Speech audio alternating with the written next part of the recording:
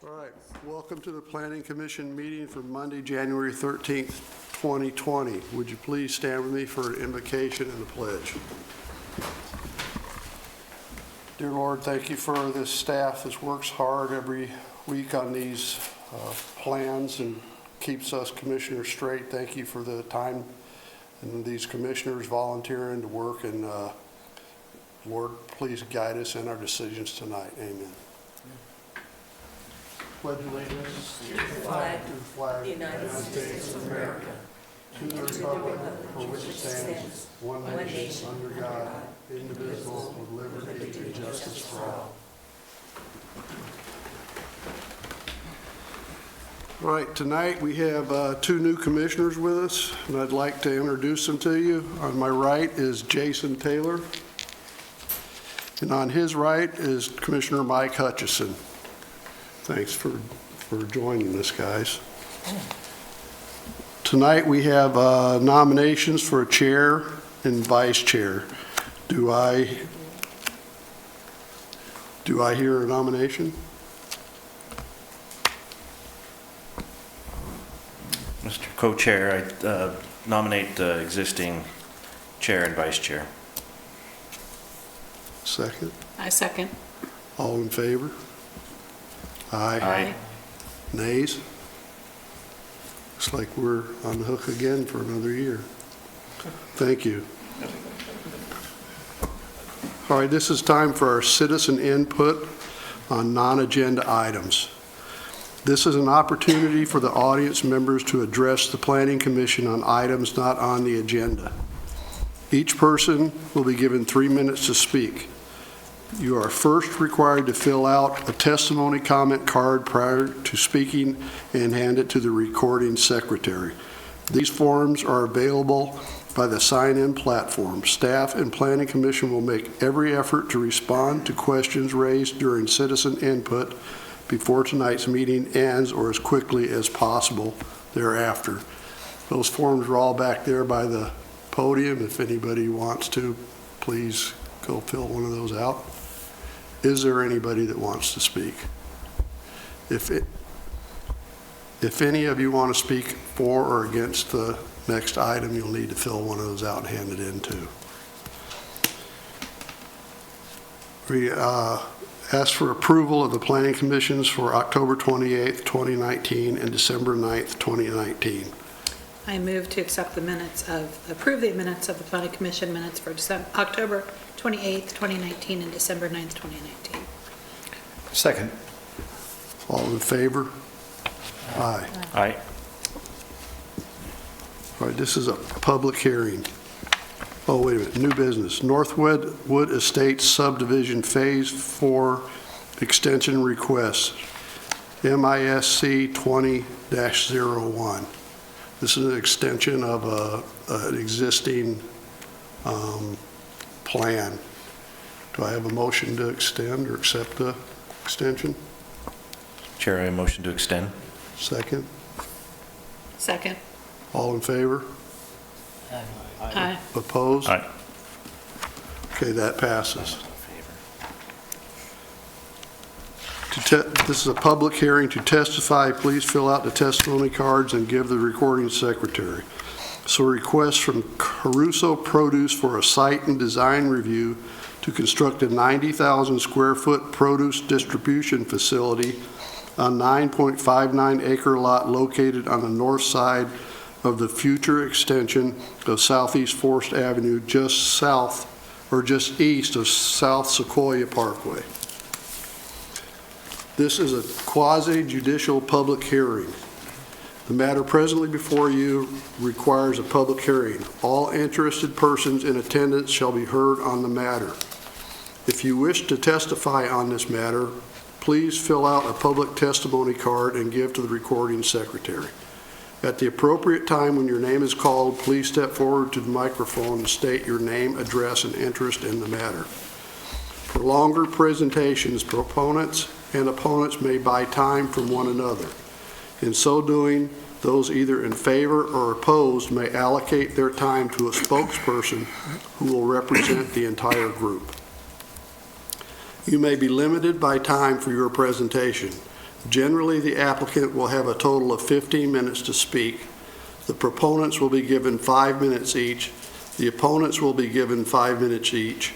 And those thought to be neutral on the matter will also be given 5 minutes each. The applicant will then have 10 minutes for a rebuttal. All questions must be directed through the chair. Any evidence to be considered must be submitted to the hearing body for public access and to become a part of the record. All written testimony received for and against prior to the hearing shall be summarized by staff and presented briefly to the hearing body during the staff report. Testimony and evidence may be directed toward the applicable review criteria contained as indicated in the staff report, the comprehensive plan, or the applicable land use regulations which the person believed to apply to the decision. Failure to raise an issue accompanied by statements or evidence sufficient to afford the decision maker and the parties an opportunity to respond to the issue may preclude appeal to the Land Use Board of Appeals based on that issue. Failure of the applicant to raise constitutional or other issues relating to proposed conditions of approval with sufficient specificity to allow the local government to respond to the issue may preclude an action for damages in circuit court. Everyone present is encouraged to testify, even if it is only to concur with previous testimony.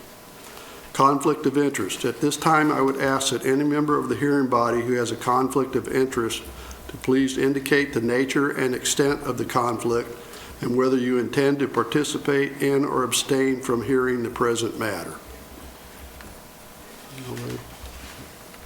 Ex parte contact.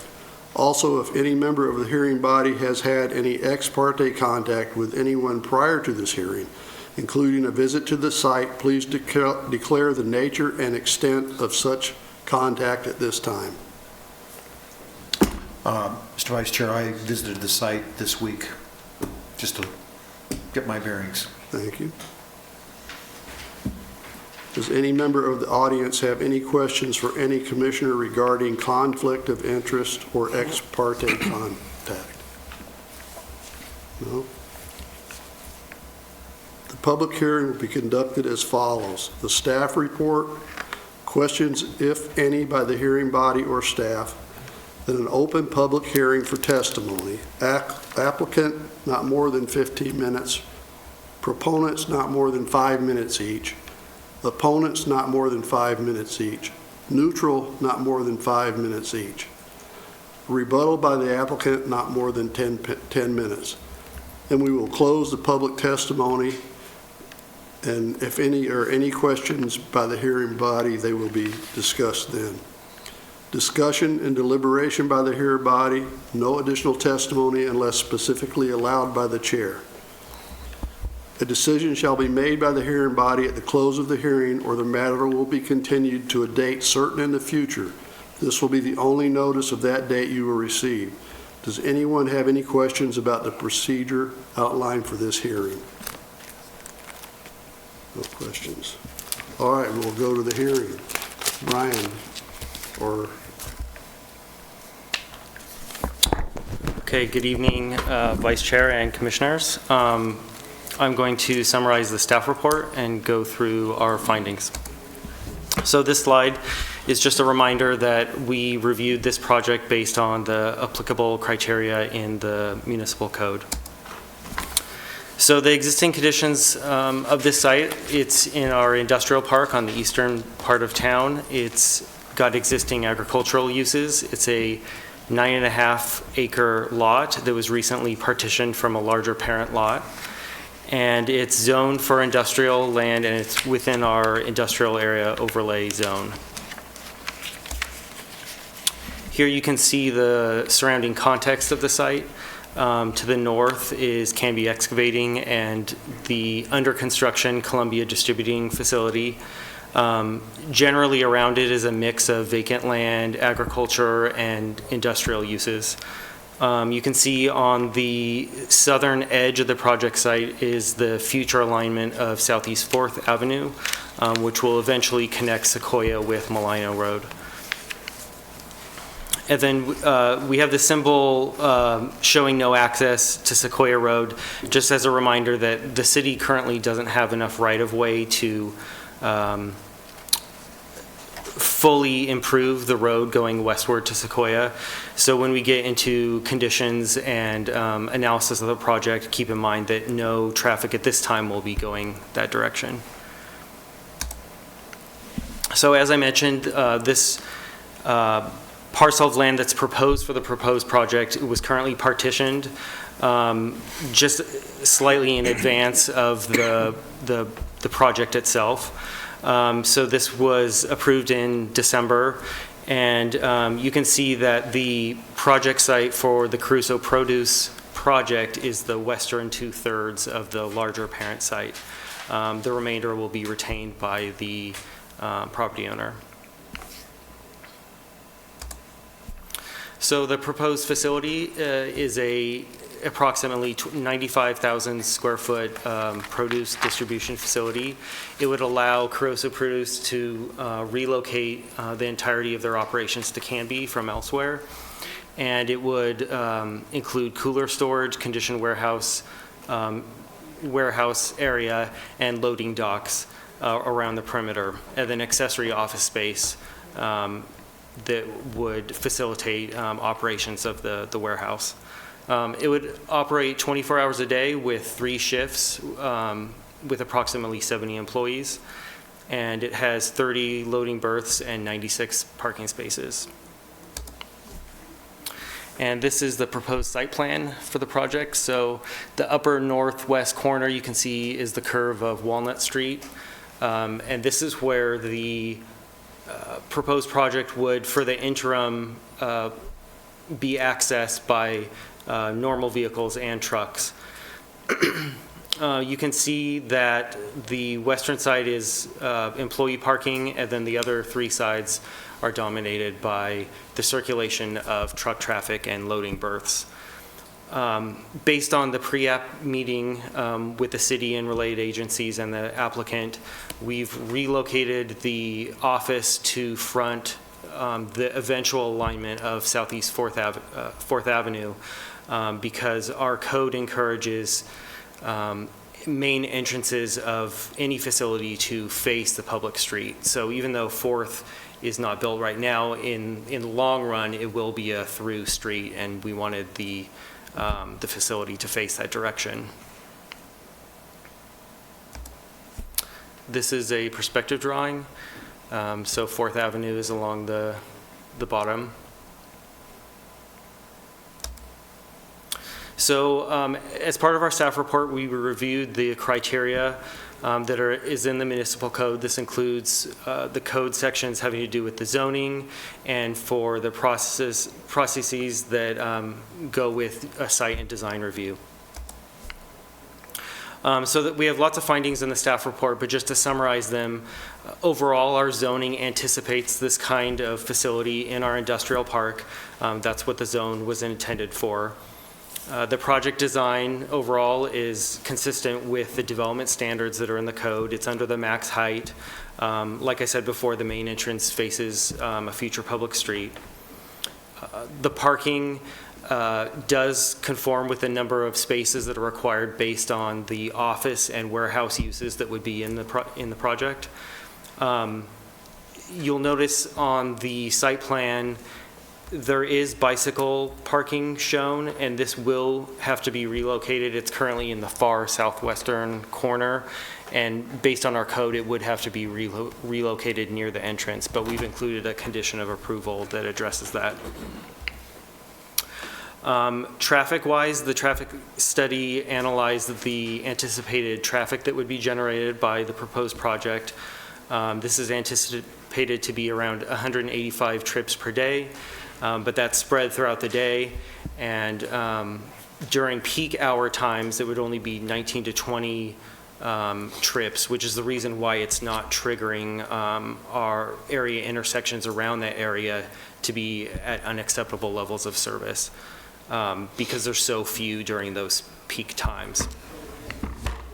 Our code also addresses street alignments, and as I talked about before, Southeast 4th Avenue will be built in the future, and this project does accommodate that and eventual access from that street.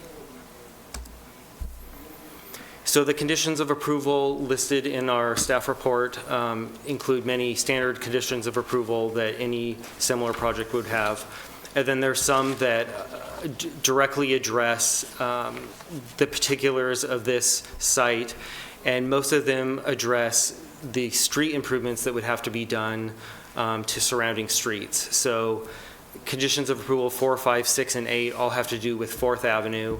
And this is a complex issue because it isn't a street that's built right now.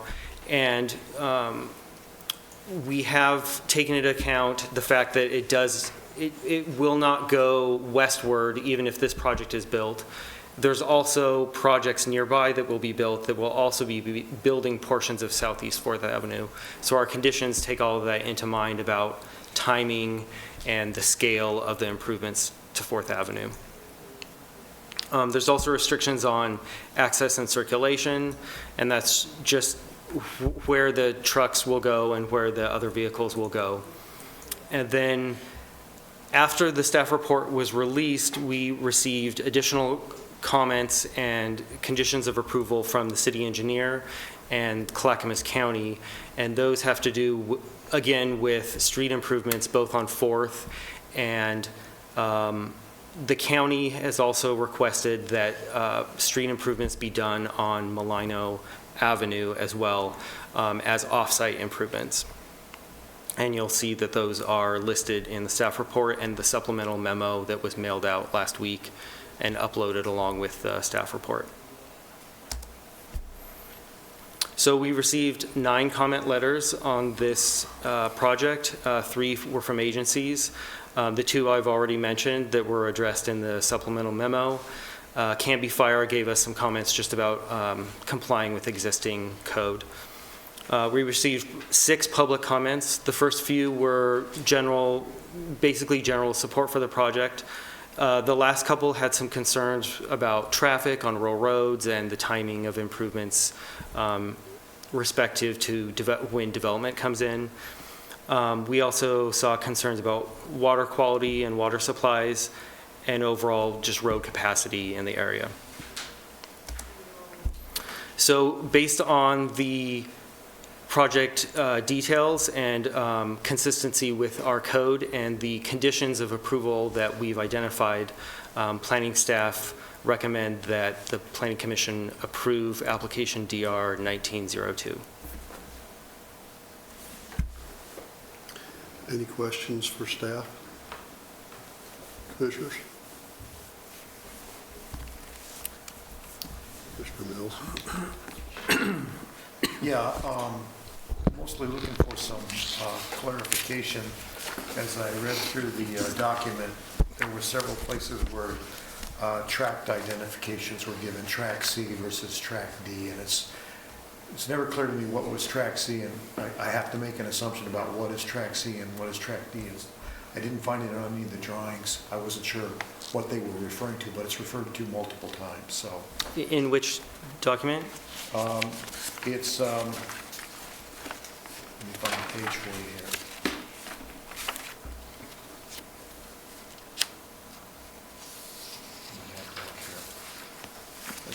I ran into it multiple times, so that's why I'm asking. Another one is phases. There's a place in the project meeting where, Ryan, I think you referred to project phases. And I'm confused because there's no project phases defined, but you're referring to them in the pre-project meeting. So that's another thing where I'm seeing things referred to that I'm not seeing identified tracks and projects that they don't seem to go anywhere. I don't recall talking about phases, but this particular development project only has 1 phase. Okay. The application, however, I don't know if you can show their site plan. It does have it looks like the intent is to purchase a larger tract than they're currently proposing to develop. And so there to the east, they have some extra area, so maybe that's proposed future phase or something. Well, that's another point of confusion to me, is that we talk about there's a partition. The document talk about it not being complete. I think I just heard you mention that it has been completed. I was presuming that that line was the partition line. Once again, that's not clearly stated about where that's at, what that defines, because we're talking about a 14-acre plot that becomes a 9-acre plot. It's not clear to me what's what in the documents or in the analysis. So I get a lot of confusion in terms of understanding what's the project, what are the tracks, what are the phases, where is the partition line. Yeah, But I I'm think, grappling with this, and I never resolved any of those questions that I'm putting to you. I think I saw that same reference to the tract A, B, and C, and Yeah, in my mind, I'm pretty positive, 99% sure, the tract A and B are the two adjacent tracts to the west that front on Sequoia Parkway, and that probably makes this entire tract C. okay. And because they all came from a larger subdivision at some point in the past. And I believe I've seen those two parcels just to the west of Caruso's site referred to as tract A and B in the past. So it really has nothing to do with the site that's being developed. And I think the site that's being developed was C. Okay, thank you. So it might be in the legal description of the property, is that what you're saying? Yeah, and in the past, there was a partition or a subdivision that named those tracts, and But as these identities come in and are referred to in the document by people in meetings or in the document, I think they need to be parenthetically or addressed in footnotes or somehow. So when you're reading this as an uninformed person, you have a way of tracking where to go to see what's really there.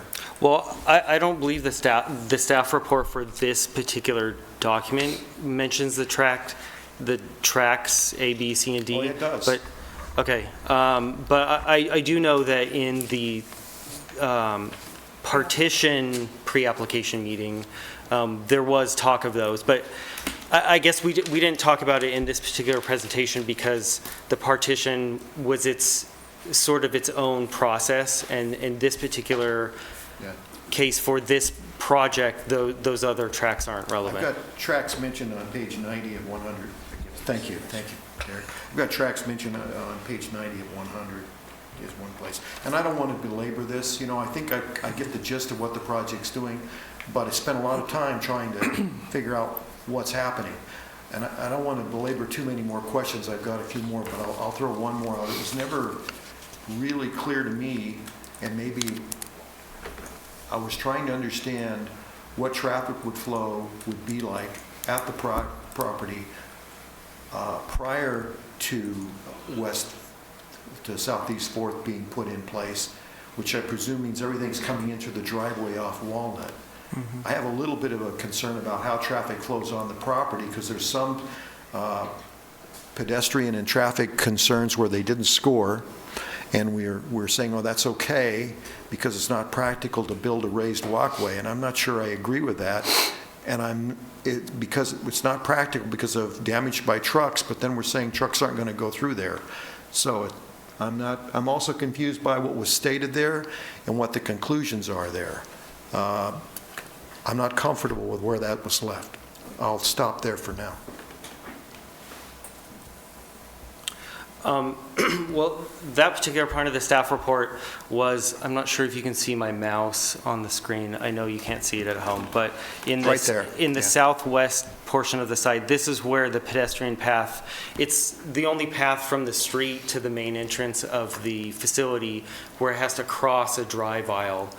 And the thinking was that because there's these interim conditions where when it's first built, the project will have all of its access from Walnut, but eventually it'll have access from 4th Street in the longer term future, that there would be trucks circulating around the building in these interim conditions, and that a raised walkway wouldn't be appropriate for the circulation of trucks completely around the building. And since it was such a short segment of the overall pedestrian path from the street to the facility, that we have in the past on other projects allowed striping to go across a drive aisle where trucks would be circulating through it. Not to belabor, but I always have alarm bells going off when I hear interim conditions mentioned that the final condition will be better.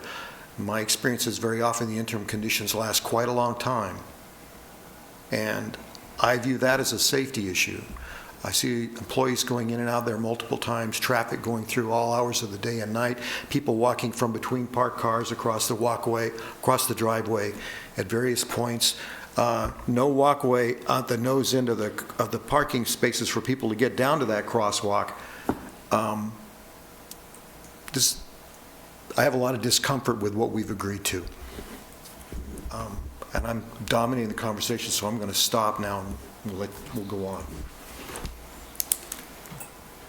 I have a question too on approval 9. It says circulation of truck traffic northward towards Haynes Road shall be generally limited to extraordinary or emergency use until either the alternative industrial access road to 99E from Walnut is completed and either a suitable roundabout or improvements at the intersection of Southeast First Avenue, Haynes Road, and Malino. Okay, I kind of get that, but what worries me is Haynes Road and 99E and New Era. I don't think any truck driver would want to go that way on purpose, but I don't even know if we have any That's say what over this that. condition is about, is that it's indicating that initially all the traffic is proposed by the applicant, and we agree to go out to Walnut Street. And by the way, there is a condition to demonstrate truck turning radiuses by the city engineer specifically to make sure they can make those turns, because Walnut Street is one of our narrowest industrial roads in the industrial park. So we're a little bit worried about those truck turning movements. They are proposed to pave 1/2 of 4th Avenue, and the condition says all the way to Malino.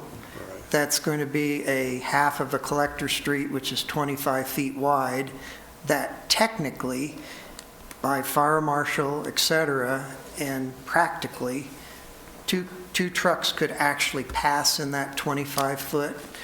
But our intent is not to use that road until it's a fully constructed road, both halves. Right. So once it is, then all the truck traffic is also conditioned to turn right on Malino and go to Township, because we don't want any trucks going to Haynes Road. We don't want any trucks going north on Malino to Southeast First Avenue. And so it's saying until the Malino to Southeast First Avenue, all the way to First Avenue, there happens to be a little intersection there that hasn't been improved with the Columbia Distributing Project. And then ideally, the extension of Walnut Street to the highway would be complete before any trucks would go that direction. That's what that condition is actually saying, is that we don't want them to go that way. They're restricted from going that way. Employees eventually, when 4th Avenue is a full-width street, will be able to go out Malino and take their quickest way to Oregon City, which would be up Haynes Road. Or possibly, if they want to take the intersection of Southeast First and go back down to Sequoia Parkway, they could do that.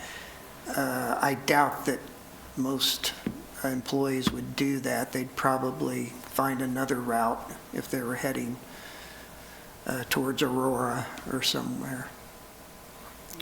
So I don't know if it helps you understand some of those conditions as they're indicated in the staff report. Okay, thank you. Any other questions?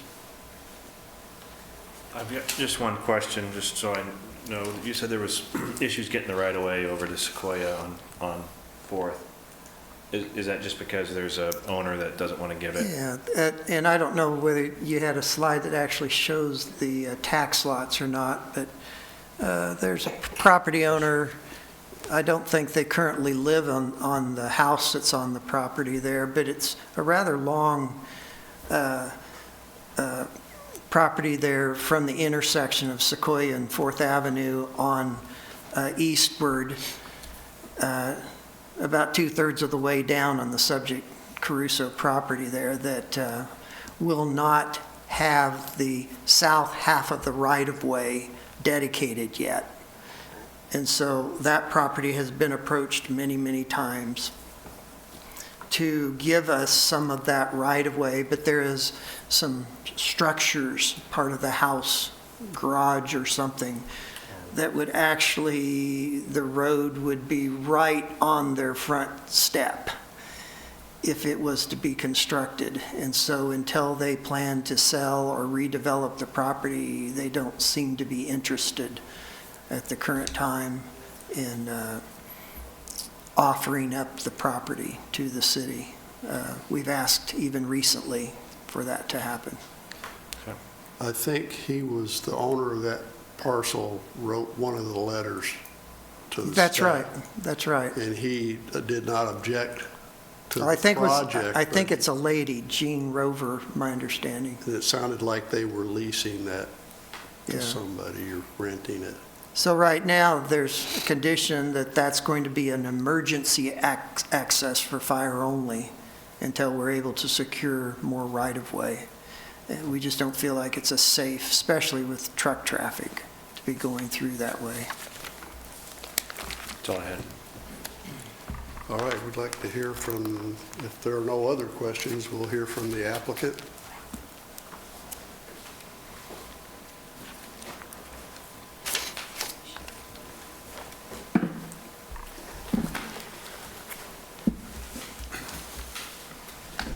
Good evening. My name is Jason Salen. I represent the applicant on the project. I'm from VLMK Engineers. I'll be the principal in charge of the project. I have Ben Hagerman here with me, also from VLMK, and he's the project coordinator on the project. Could you guys give your address, please? Yeah, sure. 3933 Southwest Kelly, Portland, Oregon, 97239. So obviously, you've heard the staff report. We are in favor of it. Outside of the questions that have already been asked, was there anything else particular about the staff report that you have of the design team? I might be able to address at least some of the initial comments with regards to some of the constraints that we're dealing with regards to the frontage improvements that, you know, we're working through as the neighboring properties develop through this process.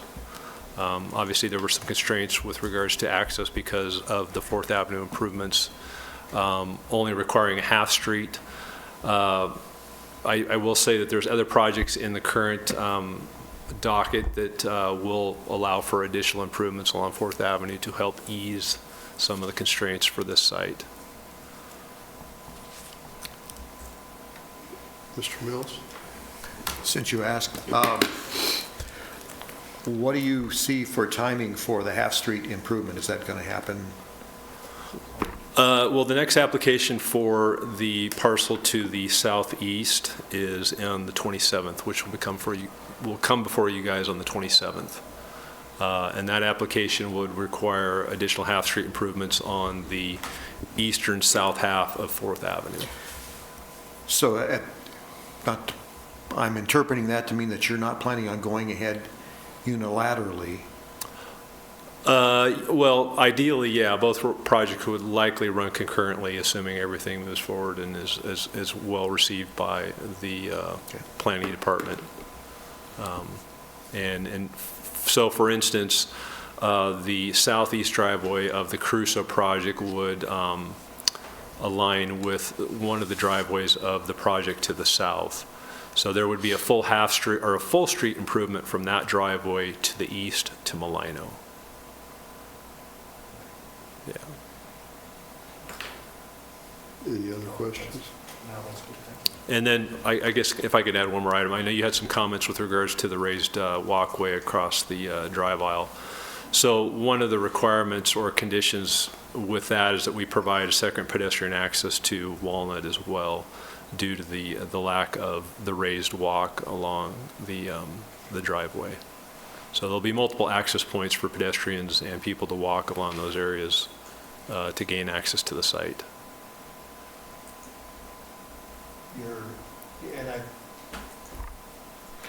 At one point, I saw the Walnut driveway referred to as auto pedestrian access. Correct. Correct. So you're anticipating that people will walk on the tarmac? No, and there'll be share a it with sidewalk. There will be a sidewalk? Correct, yeah. Because there's none shown on the plan right now. No, that was because of providing that second access point and the trade-off for the walkway. We had to put a secondary access up there, which I believe, Ryan, you can speak to. So I thought the issue, why there is not a pedestrian pathway to Walnut, is that there was not room to fit adequate Yeah. access and pedestrian within the easement or property boundary that's there. I believe, well, we're going to have to widen it as it is now because of the requirement of the traffic study requested a 50-foot drive aisle through there. Okay. So those are things that we would obviously, in follow-up to this, would be discussing with the planning department. Okay. Yeah. So am I hearing, I'm understanding that that's going to get a lot wider? Correct. Well, that's really good news. Yeah, it's good news. I hadn't heard that either. Well, also the fact that the road from the Southeast Drive out to Malino is going to be a full street, obviously pending the build out of the other property. Correct, yeah, assuming that, as we hope with this one, the approval for planning and the conditions of approval meet with both the client and the city's accommodations, yes. So if that's the case, then the assumption is there'll be a gate then at the other end of 4th to disallow traffic, is that correct? Yes, there would be some mechanism that would only, There would be some sort of barrier so that only emergency access could be taken from there.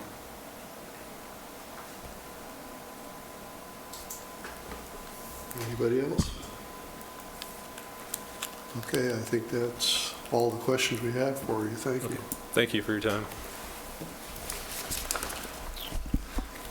Are there any proponents in the audience that would like to speak about opponents? I think we have one neutral, Mr. Canby.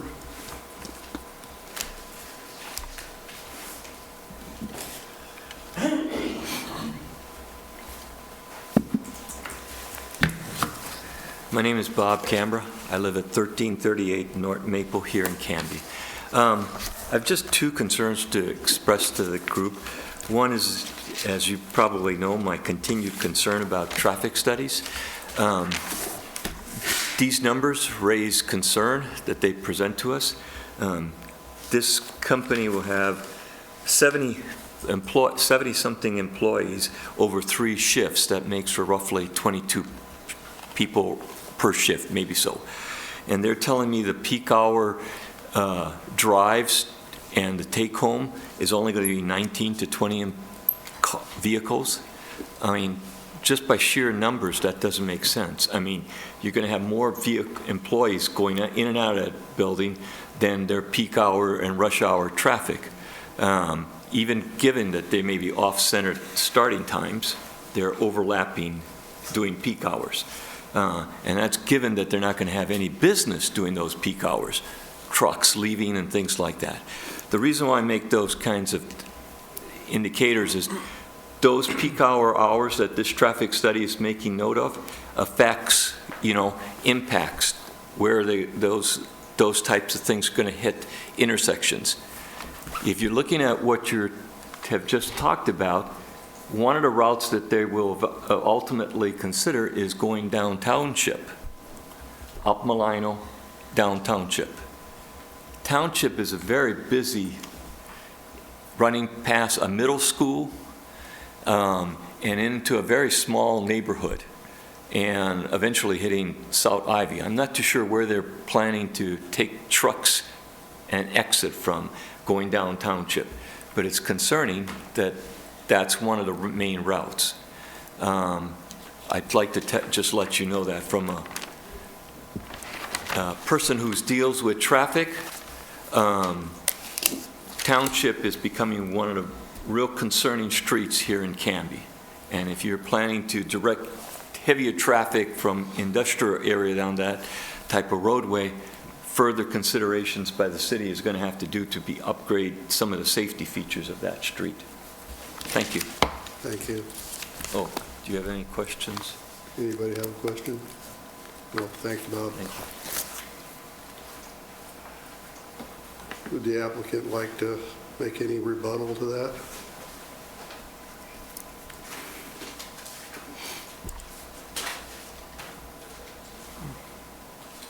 Sorry, yeah, actually. Should I restate my name for the? Yes, Okay. please. Jason Salen, applicant representing Crusoe Produce. So maybe addressing some of Bob's comments. Because they're a produce company, they work, very early hours. So that first shift starts at like 4 a.m. in the morning. So those first employees arriving to the site and beginning work are going to be there well before the normal peak hours are for normal commuting employees. And even the late night shifts would often be, at times when normal traffic isn't running at those intersections as well.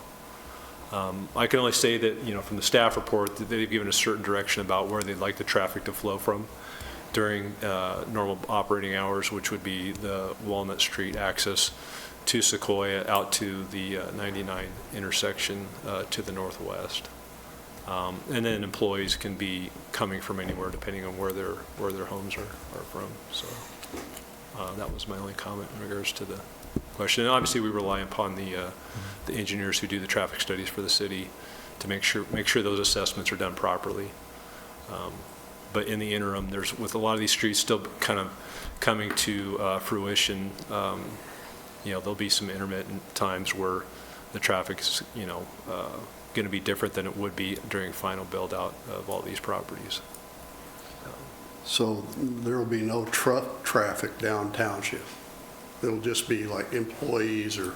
I can't imagine why any trucks would go to township unless they're making a delivery to somewhere. I mean, again, they're going to probably be working their way towards the normal corridors, which would be I-5, Yeah. and making their deliveries up and down the Willamette Valley. Yeah, but as far as employees go, I mean, they could be coming from Canby, most likely, and that could be township. One question that I hadn't asked you, and that was, we're talking about trucks. I'm curious, these trucks are not all, I'm going to use the word Lucero trucks. There are various companies coming to the Lucero facility, or they're all Lucero? Well, they'll be Crusoe trucks coming and going from the facility. What was that again, please? Crusoe, their own trucks. Sorry, Crusoe, Yeah. they'll all be Crusoe trucks? Yeah. Okay, thank you. And they may have some outside vendors that deliver product, but I believe most of their product is all coming from their own vehicle fleet. Very good. Thank you. Correct. Any other questions? Okay, thank you. I just will add one more item. So obviously, having the ideal infrastructure in place for all these buildings is great, but without the buildings coming, there's no one to pay for those improvements. So ideally, as these buildings come in, they pay for their portion or contribution to that infrastructure. So it's not a burden on the community itself. It's the people who are putting up the development that are paying for those in most cases. Okay, thank you.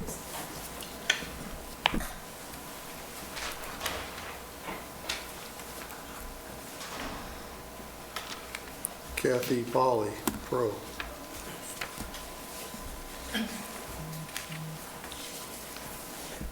My name is Kathy Polly. I live at 12678 South New Era Road, Canby School District, Oregon City address.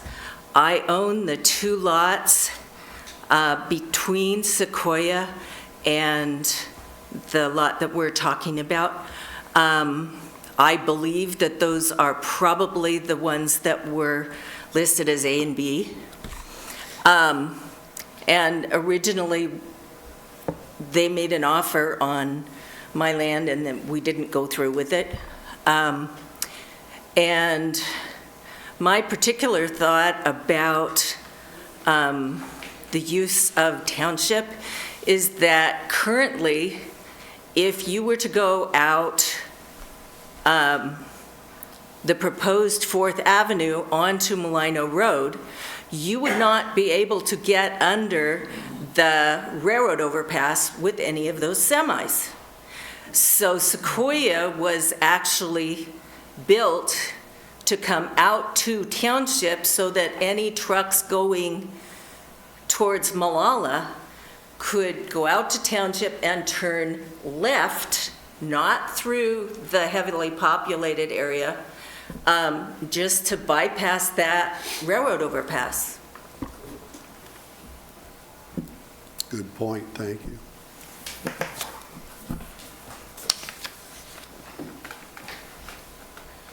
Okay, that closes the public testimony. Are there any questions for the staff by the hearing body? Or any discussion within the group? Yeah, I had one on the wording, and I'm struggling for the correct number, Ryan, but it's the one related to the placement of the bike parking and the bike racks. And I think in one place we say we wanted it, adjacent to the building, in another place we say within 50 feet. And I'm looking for what our wording is currently in the document that we're going to approve. And I wanted to make sure that it said adjacent to the building and not within 50 feet. Well, I believe the code says 50 feet. So that's all we can do for ourselves there. But if you look at the site plan, the applicant might want to chime in on this, but I believe there's sufficient space where it could be Pretty close. adjacent, yeah. Yeah, okay. Well, that'd be my hope, that it would get somewhere closer to the employee entrance. And 50 feet is still a long way in the rain, especially, but, okay. Before you close the public hearing, you might want to ask the applicants if there's any conditions of approval that they have a problem with, and including the supplemental memorandum that came out with the county's requirements. So I don't know how closely you've looked at that supplementary memorandum. And to be more specific, I wanted to make sure we put on the table the county's request that improvements be made adjacent to Malino Road, where if we went back to the previous partition, where there's a lot that isn't being developed by Caruso, that is being retained by the owner of the property, supposedly selling the property to Caruso, the county is asking that we not allow any traffic to spill off of Southeast 4th onto Malino until it is a fully improved, both halves, connection. And when it does do that, they would like to see improvements having been made to the parcel that's adjacent to Malino Road that came from the partition. Well, going along with that, there is staff's, there is a condition that staff has drafted. It's number 25. It's shown immediately after the condition suggested by Clackamas. And I felt like it was a pretty complex thing for me to get through and understand. And I'd kind of like us to walk through that to make sure everybody understands, especially in context of where Clackamas is at. What are we suggesting here? What are we requiring? Yeah, I might let Ryan jump in here too, but generally what this supplemental memorandum has done is suggest condition number 24 as being what the county would like to see, and condition number 25 being an alternate that would actually result in a deferment of those improvements, but recognizing that if Southeast Fourth Avenue is fully improved to full width, and at that point, Caruso can start using Fourth Avenue potentially for trucks if they wanted to, as well as employees. Most likely, the trucks will continue on to Walnut, but they could use it for trucks, and if so, they're going to have to turn right and go to Township and go back to Sequoia and then back up to 99E, because they can't get through going west. And we would be hard-pressed to deny them to utilize a fully built collector street going to Malino if for some reason they chose to go that direction.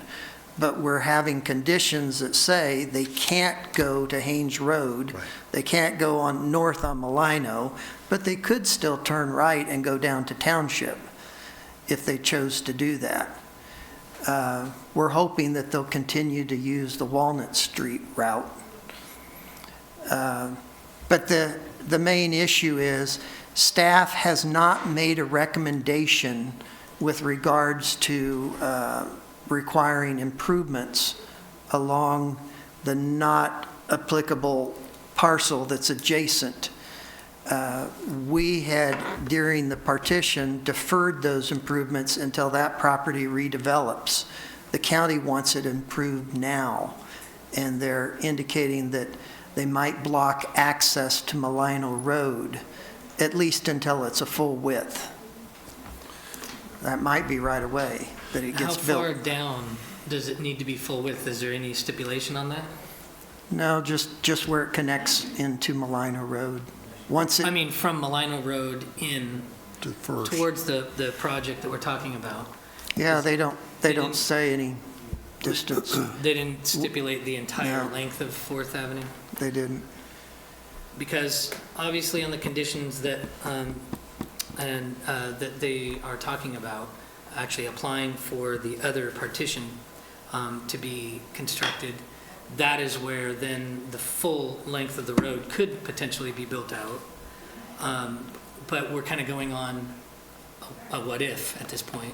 So we don't have any solid application at this point that I know of to know that if we approve something there, that it's not going to sit there for the next 15 years. Right, and that goes back to Commissioner Mills' comment that is this unilateral or not? Well, the same engineering firm is actually working for both projects on each side of the street, and so they naturally said, wow, what an opportunity to work together. If both clients stay in. But that's the issue. We need to plan for the worst-case scenario. That's right. That for some reason Stanton, which is on the other side, doesn't move forward, and we do end up with a 25-foot half of a brand-new collector street. And that isn't, and we've conditioned on traffic continuing to go out to Walnut Street until it's a full-width street. And I just want to make sure that everybody understands that that's what the conditions are saying. Until it's a full-width street, then they have the choice to go out to Malino. But the county is still insisting that if they build the full-width street and traffic is going to Malino, they want to see improvements happen on Malino.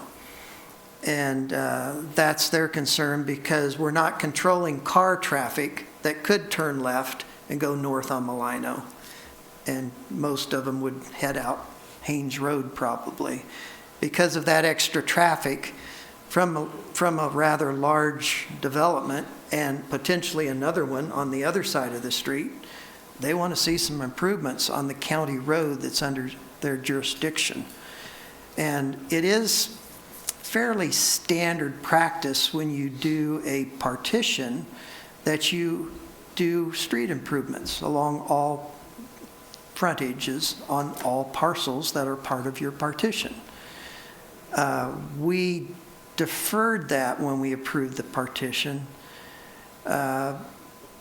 because it's been a fairly common practice in Canby. And knowing that the traffic had already been chosen to go out Walnut Street, that they didn't need to necessarily send any traffic this way.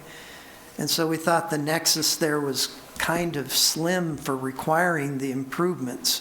So we went ahead and deferred it somewhat in our past practices. We didn't exempt it or waive it from improvements, but yet we have no way to know when this other parcel will redevelop and make those improvements happen. It could be quite some time, and there could be some future traffic from Caruso employees that are using Malino without any improvement, and that's what the county is really concerned about. So that leads us to, do we need to follow the county's requirements or not? And we're not sure. Well, did the county require them to do a full road improvement there on Malino? Well, East of Malino is not even in our, right, but no part of the city. road is actually in the city. But standard practice has always been a half street, or the county's comprehensive plan policies, I think that's where it is, talks about a 3/4 street.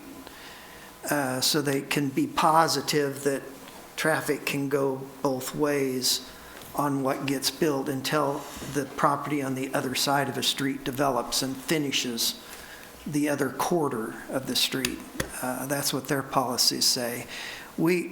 Canby has a minimum requirement of 20 foot of pavement, but in an industrial setting, it needs to be more than that. Well, these happen to be collector streets, therefore we're getting 25 feet of pavement.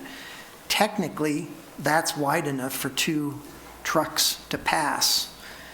But there's existing pavement on these rural county roads, and everything's done from the center line.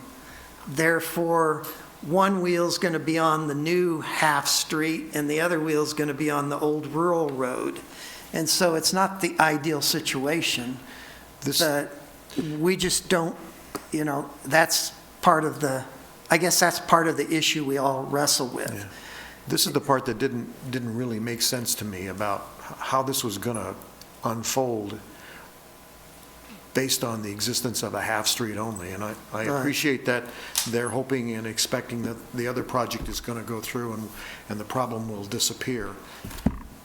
My experience is they don't always do that. And to complicate it more, let's say there was a requirement for improvements along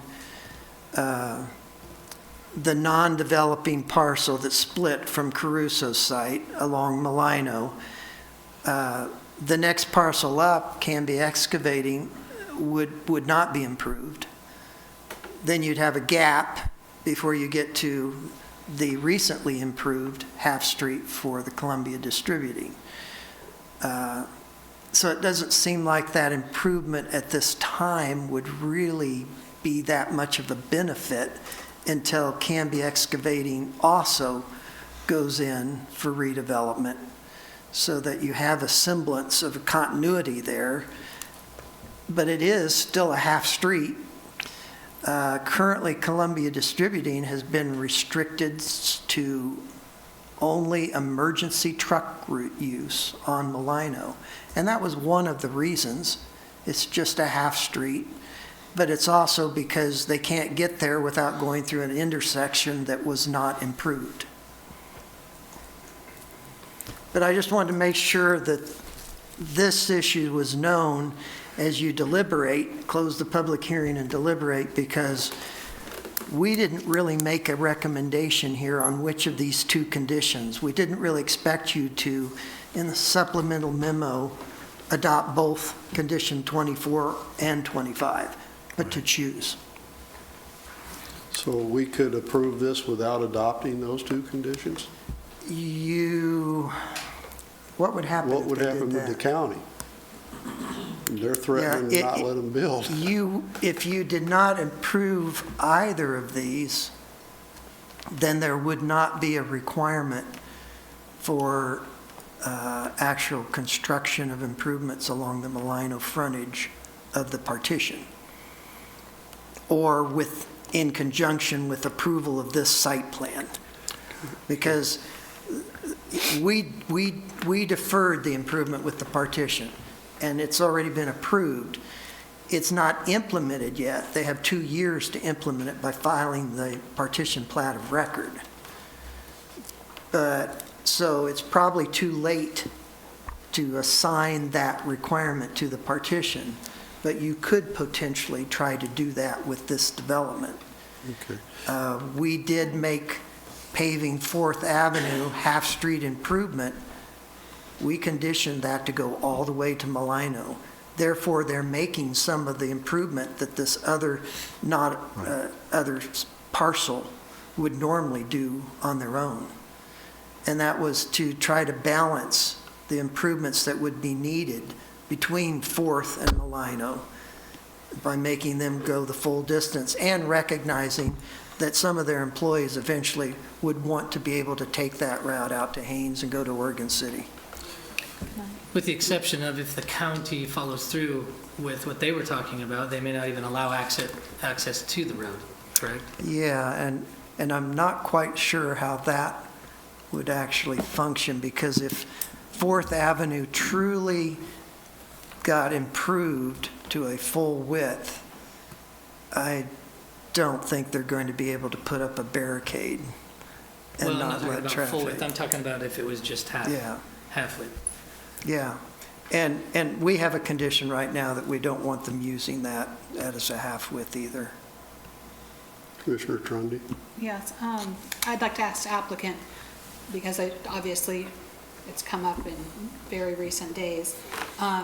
Is this something that you're aware of, and how is it going to impact you, or what you're looking at moving forward if we did put that in as a condition?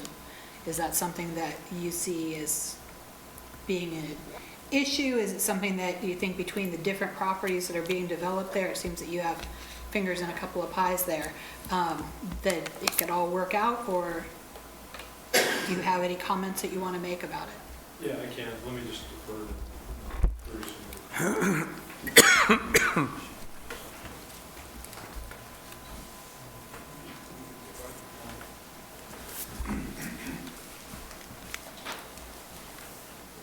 Jason Salen, BLMK, speaking again on Crusoe's behalf. So I guess our position is that the likelihood of the 4th Avenue improvements is potentially very likely based on the application that should come before you on the 27th. But in the interim, if something were to happen where we were not allowed to use 4th Avenue during the interim process, the client is willing and able to accept just the Walnut access for the interim time period. So depending on what the commission's decision is, if it chooses to put additional conditions, they could live with that in the interim. But like I said, we anticipate additional improvements on 4th Avenue, hopefully within the coming weeks, or the requirement for it. So that's all I have. What about Walnut, or Malino that the county's wanting? Did you see that? Well, one of the other requirements for the Stanton parcel is that they would also have to do improvements on Malino from 4th Avenue south to Township. So they already are anticipating that requirement. So the Malino would improve by requirement along that entire section of roadway for that development. Like Brian said, with this project being mostly for the western 2/3, and they're trying not to put the burden of additional development on the balance of the Parsons piece, they felt it was appropriate not to put those conditions. And in addition, Canby excavation was not, they're not required to do any improvement anyway. So with the Columbia distribution stuff being done, having a section undone and another section does create the discontinuity. But again, if Stanton improves, then you're going to ultimately have a potential discontinuity in that roadway anyway, because then you'd have the north done section undone to Fourth Avenue, and then, again, improvements completed along the stuff to the south. Or the county might just have to step up and do Well, something. that's what I was wondering too. Like, if the county, if there's any way to work with the county on something like that, in particular, just to create that continuity. Well, and I definitely don't want to rub the county wrong in any No. way as well. It's I out mean, of your wheelhouse. Yeah, I think we that's have positive boundaries for have to you. play nicely with each other. An opportunity might allow that for additional paving, to at least not require the curb gutter and all the other stuff, which is, can be costly for, undeveloping parcels. So you at least have a roadway that's fairly consistent along that entire length. But again, that's not really my position to require, but. But you're okay with the new findings from the county? Yeah, I think, To do that. and I was a little confused initially because I'm looking at the other application that we're doing for the other property, and I was trying to figure out why they were doing that, but now it makes more sense to me why the county is saying, if you're not going to fully improve it, then it's just not a safe access onto Malino. But if we do the south half, then I would anticipate that it would make more sense to have traffic go out there. Probably mostly employees at that point, depending on. Yeah, I would assume that you wouldn't have a lot of trucks going that direction anyway. No, and the challenge is that with the lack of access to the north, most of the traffic wants to go out to Walnut, and then with the potential improvement for that additional access to 99 that I know that the city's trying to work through, that would ease a lot of those issues with the traffic in the industrial park. Thank you. Yep. Oh, since we reopened it, we do have one more comment from Terry Tolles. Is that right?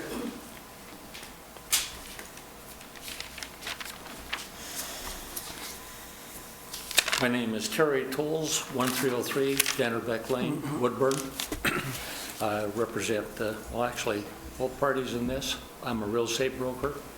I've been involved in Canby Pioneer Industrial Park since before Fred Meyers, so it's been quite a while. I wanted to call your attention, if you're not familiar with the piece that's just to the north of 4th Avenue. That's Willamette Seedling. And if you drive down there, you're going to see they've got a functioning business with a lot of employees at the moment and have had for a number of years. And I heard the word barricade on 4th. One of the things that eventually, if in fact they do the 4th Avenue improvements, he's going to want to be able to access across to Malina Road to continue his business. So if you just automatically say, hey, you got to do this on Malina Road, and you basically shut down his business, or because you don't relocate those buildings rather easily. It's just not something you do. And we're talking about being able to continue an existing use, and yeah, you can even see where there's even a proposed driveway out off of the NAP sign there at the far right-hand side there. That's about a 3.8 acre piece. And initially, if you required them to put in the improvements on Malina Road for a 3.8 acre piece, cost would be rather prohibitive for somebody to be doing frontage on two streets. And if you're not familiar with it, take a look at them, but you'll see what I'm talking about. It's a very small piece for an awful lot of improvements for the interim. That wouldn't be required till they develop that, right, Brian? I mean, it's existing. Without using the county's recommendation, I mean, their recommendation is to make the improvements with the Caruso project development, with the idea that the expectation eventually will be that employees will be using Malino Road.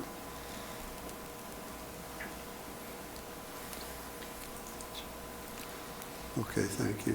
Thank you. All right, let's close the public testimony, and we'll have a discussion and deliberation. Anybody have any points to make? I have a problem with the county asking to have Malino paved or sidewalks and all put in.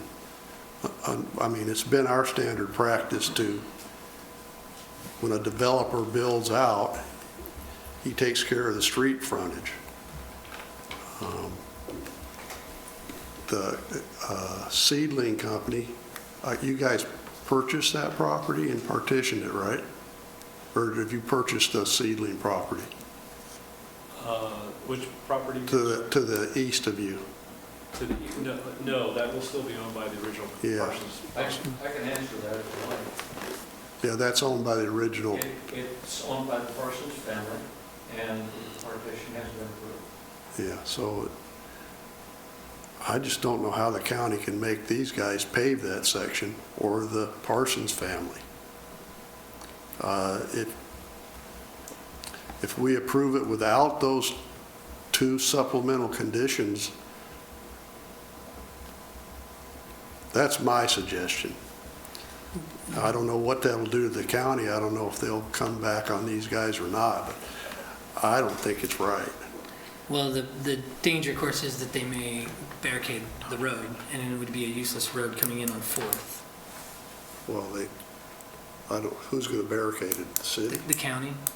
I don't think they can, No. they can't, I don't think they can barricade a I mean, they full can road. still turn right and go up to Township and then down Sequoia either way. You might have to, So- I think the restrictions, did you already put restrictions in there for truck flow if that township is not? Ryan, correct me, but I think we would prefer to see, at a minimum, condition 25 added to help assure that if the full width of Southeast 4th Avenue connects to Malino, that we control the truck traffic so that it doesn't go inappropriate places.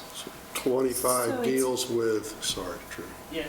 So it's not requiring that Caruso do improvements to Malino Road. 25 It's is, requiring that if it's completed and Malino Road is not improved, that they control the truck traffic. To To go go southward. south. So south, right. So it's not saying, hey, if you don't improve Malino Road between 4th and Columbia, for use of a term, or a landmark, it's not saying, hey, you have to improve that. It's saying, if it's not improved by the time that 4th is a full road, that you need to control your traffic and not let it go in that direction. Is that what it's saying? That's what Right. 25 is essentially saying. Right. So basically, it's giving us the option to make it a condition of approval that so that everybody's on the same page of, if road goes all the way through and whoever has not improved Malino Road going north at that point, that they need to control truck traffic and direct their drivers to go south. Is that Correct. what it's saying? Okay. Correct. Would Yeah. that be signage, include signage? Yeah, In the so city it of says Canby? signage. Yeah. Okay, and then, so it wouldn't be able to control anything else then, other than the trucks? right. The second paragraph of that condition talks about educational Yeah. information, by the project to their trucks, drivers and such as well. And just to be clear, but these two options both didn't come from the county. The county wants the improvements. Right. This was just in the event that your board felt that we didn't want to go that direction, that we would at least be controlling the traffic to go south.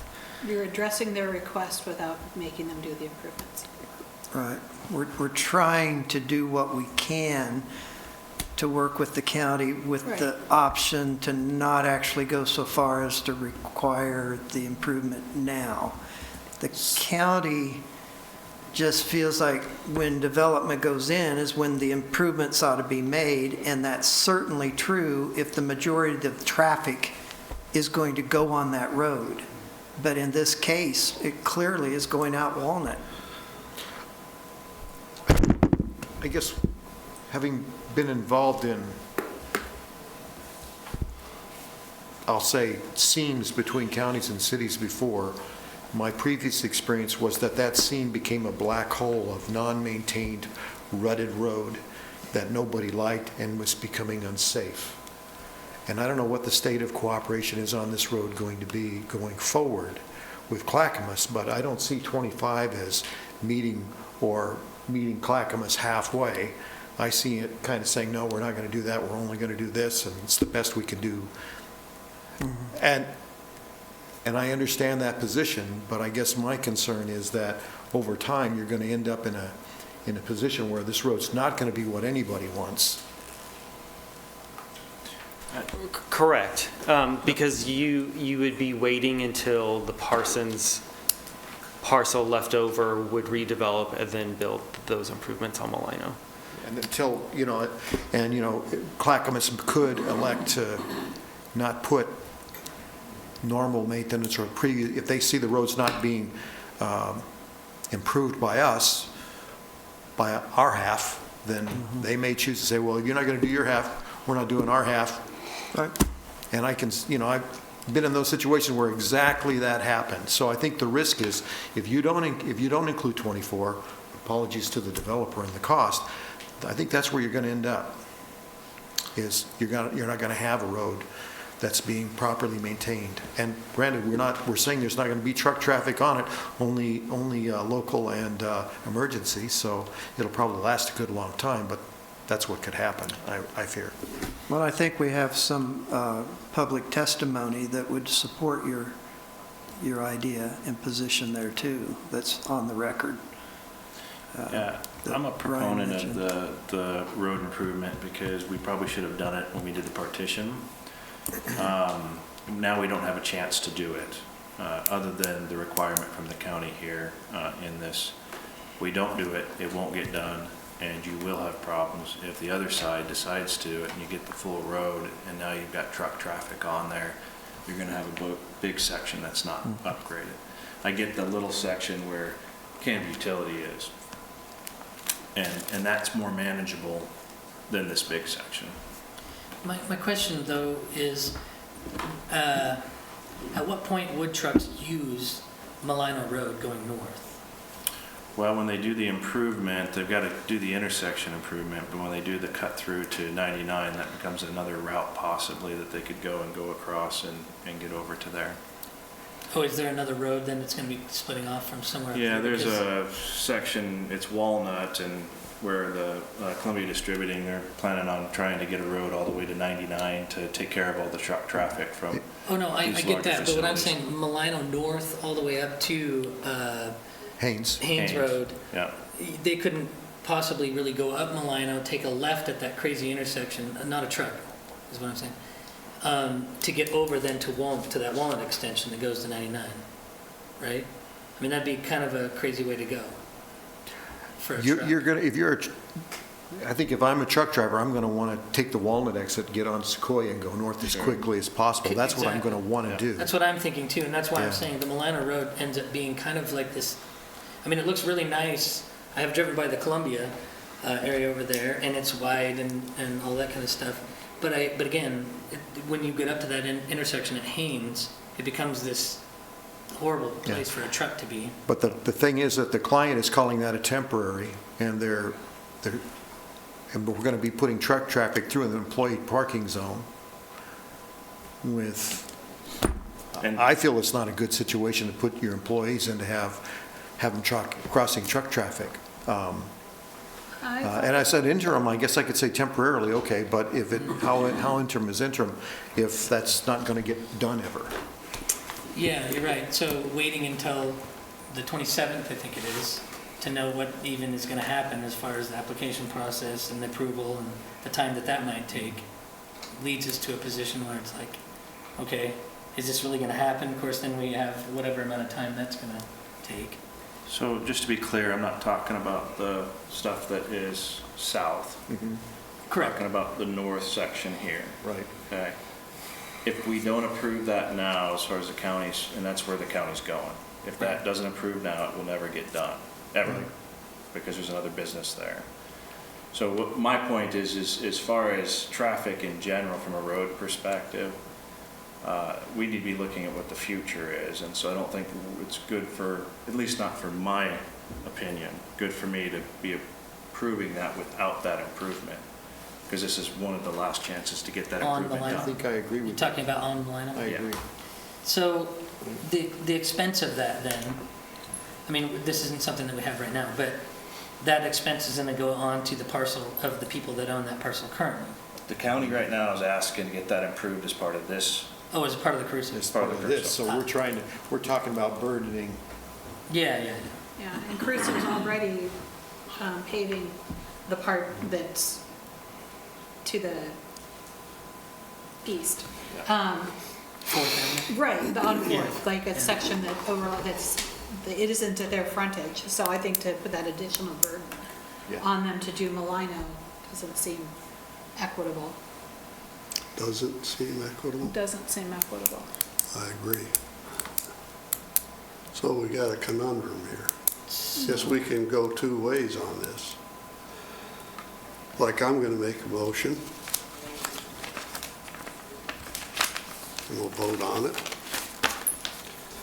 Make a motion to approve Caruso Produce Final Findings DR 19-02. But I have to get clarification on, with the conditions of approval, but I need clarification on 24 and 25. So which one do you want to make your motion, 24 or 25? I would like to strike 24 and accept 25. A second? All in favor, say aye. Aye. Aye. Okay, that motion fails, so somebody else have another one? You want a motion? I'll do the motion. Let me get to my paper. I motion that we approve DR 1902 with condition 24, and the condition we had with the sidewalk, you said you were going to do in the 50-foot, right? I don't think that's written down anywhere. The widening of to the Walnut. Walnut driveway. So one of the requirements of the conditions that we demonstrate truck turning movements onto Walnut from the 40-foot Walnut driveway. Yeah. And we are tight, and we're going to have to widen that driveway in order to get that condition met. Okay, so does that need to be in these conditions? Well, it's part of the conditions already. We Okay. can't demonstrate it. Okay. The traffic study, and Ryan, maybe you can add, the traffic study recommended a 50-foot drive there anyway. And our understanding is that we were going to propose that to the client as a solution because of the likelihood that we will mostly be using that for a period of time until the rest of this access is allowed. Yeah, there's a condition for demonstrating that you can do safe turning movements in and out of that Walnut access. So that's covered. So with condition 24. Discussion, or I'll second that. Then we can discuss for a moment Yes, we can discuss it. Yeah. before the vote. I'm looking at Ryan as I say this because I think you're the guy that knows, along with Brian, of course. I also heard that we would, I think I heard you say that you were going to put a sidewalk out to Walnut as part of that improvement. That was the plan. That would also improve the scoring of in the matrix, I believe. Right. I personally can't remember the dimension, so I can't speak to whether there's room enough for a sidewalk plus widening it or not. There isn't currently. There We would isn't. have to take property from the adjacent property owner. Okay. Or request it is what our goal would be. Because the staff report acknowledges that it's likely that the pedestrian entrance on the future Southeast Fourth would be the only one. Because I didn't believe that there was room, and I think I'm hearing that that's correct, that there's room for a widened driveway and a sidewalk. Certainly as it's drawn now, but I think I'm hearing they're talking about getting another piece of land to do it with. Is that what I'm Yeah, hearing? we would need to request a property line adjustment in order to make that happen. Okay. So I have a question too, Derek. Ideally, I think it should be. Are you going to exempt 25 then? Yeah, just 24. I guess they're going to make that happen to meet the one we have. But that's a good question. If we do just 24 in this, do we need 25 in there as well so that it covers it if the property to the south doesn't improve? Does it make sense if they want to do both conditions? Let me look just one second. I think you have to. We're the experts. Because it's not just the improvements that we're talking about, it's also the Haynes Road, Malino Road intercept improvement that would allow that to go, allow traffic to go north. In other words, if you improve those properties along Malino, you still haven't made it, possible to travel north with Right. trucks and go through that intersection. That was It's a my separate point initially. Yeah. Yeah, that was my point, is that I don't think trucks would go up there. So I In the think we first still place. need So we would signage. still sign it. Yeah, it would have to have signage that Yeah, would so we force them could- right we to could still do township and then both, back couldn't around we? and Sequoia. Yeah, I think it makes sense to do both, To both? if you're heading with the motion that's on now. Do you want to amend your, Change the motion to, well, I guess I need to retract and re-motion, is that what I'm hearing?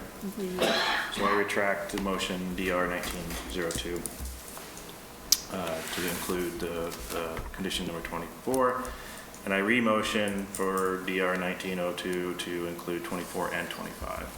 Second again. motion's been seconded. We hear a vote. All in favor? Aye. Aye. All opposed? Aye. Motion passes 5-1. Okay, so it's Caruso Produce or is approved, DR 19-02.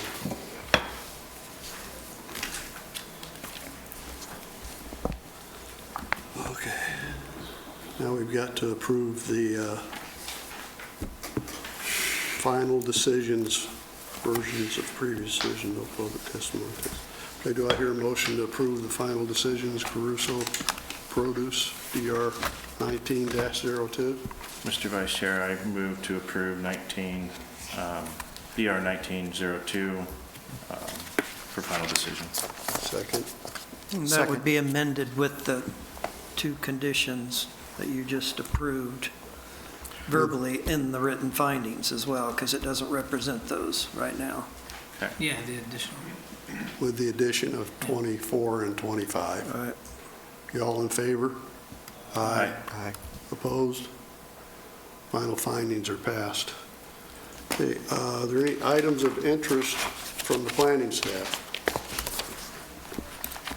Well, you've already heard this evening that we've got on your next regularly scheduled meeting a similar industrial use, totally different business, but Stanton Furniture on the south side of the future extension of 4th Avenue, going along the south part of Malino Road there with some frontage. And then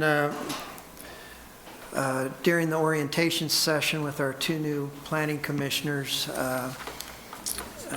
we informed them of the, and I think I sent the email to all of you about the planning commissioner training session down in Salem on the 29th.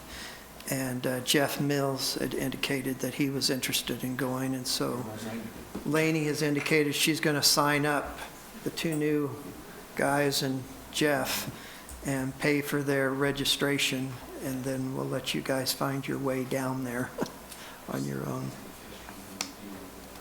So she'll let you know as soon as she's made that registration for you and confirmed it. Thank you, Brian. Do we have any items of interest or guidance from the Planning Commission? I just want to let you know that I'm not going to be here on February 24th, just if you need that for quorum purposes. Okay, do I hear a motion to adjourn? I'll move to adjourn. Second? All in favor? Aye. Aye.